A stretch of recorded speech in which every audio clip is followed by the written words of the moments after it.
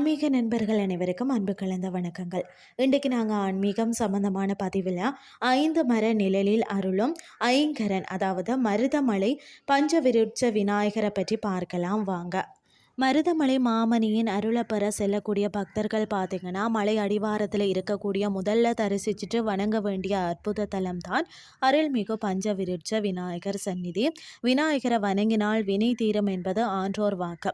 அதிலேயும் இயற்கையோடு இணைந்து அருள் பாலிக்கும் இந்த விநாயகரை தரிசிப்பது ஒரு தனித்துவமான அனுபவம்னே சொல்லலாம். இந்த விநாயகரின் தனி சிறப்பு என்னன்னு சொல்லி பார்க்கலாமா வாங்க.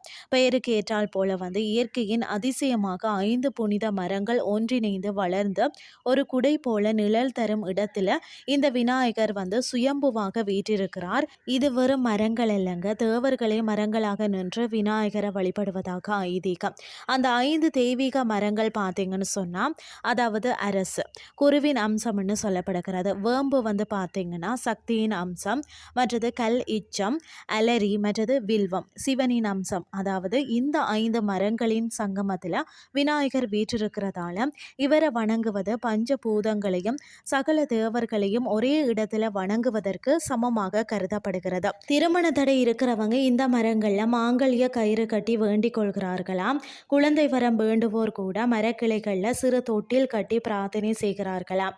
மலையேறும் முன்பே இவரை தரிசிக்கிறதால பயண களைப்பு நீங்கி மனதிற்கு பார்த்தீங்கன்னா ஒரு இனம் புரியாத நிம்மதி கிடைக்கிறதாம். மருதமலை முருகனை தரிசிக்க செல்லும் போது அடிவாரத்துல அருளாட்சி செய்யும் இந்த பஞ்ச விருட்ச விநாயகரின் அருளையும் மறக்காமல் பெற்று வாருங்கள்னு சொல்லி கூறிக்கொண்டு இன்றைய ஆன்மீகம் சார்ந்த பதிவை நிறைவு செய்து கொள்கிறேன். இதே மாதிரி மற்றொரு ஆன்மீகம் சார்ந்த பதிவோடு உங்களை சந்திக்கிறேன். நன்றி. ஓம் கணபதியே நமக. வெற்றிவேல் முருகனுக்கு அரோகரா.